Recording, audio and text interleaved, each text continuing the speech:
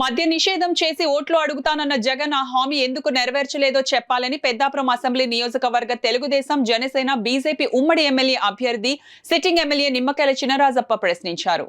కాకినాడ జిల్లా పెద్దాపురం నియోజకవర్గం సామర్లకోట పట్టణం 9వ వార్డులో తెలుగుదేశం జనసేన బీజేపీ ఉమ్మడి తెలుగుదేశం పార్టీ ఎమ్మెల్యే అభ్యర్థి Nimmakayala Chinarajappa door to door ప్రచార కార్యక్రమం నిర్వహించారు. జన నీరాజనాల మధ్య చైతన్య రథంపై చినరాజప్ప ఎన్నికల ప్రచారం నిర్వహించారు.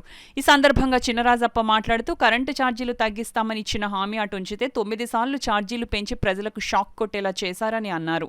2,30,000 ఉద్యోగాలు ఇస్తామని నిరుద్యోగులను మోసం చేయడమే కాకుండా మెగా డిఎస్సీ అని దాన్ని దగా డిఎస్సీ మార్చారని దుయ్యబట్టారు. ఇసుక విధానాన్ని మారుస్తామని చెప్పి ఇసుకను అక్రమంగా దోచుకున్నారని ఆరోపించారు.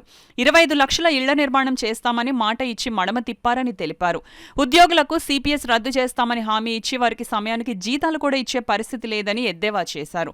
ఇలా అన్ని వర్గాల వారిని మోసం చేసిన జగన్ ప్రభుత్వాన్ని ఇంటికి పంపేందుకు ప్రజలంతా సంసిద్ధులు కావాలని చినరాజప్ప కోరారు. ఈ కార్యక్రమంలో బీజేపీ నాయకులు విత్తనాల వెంకటరమణ, తెలుగుదేశం పార్టీ నాయకులు, కార్యకర్తలు, జనసేన నాయకులు, కార్యకర్తలు, బీజేపీ నాయకులు, కార్యకర్తలు పాల్గొన్నారు.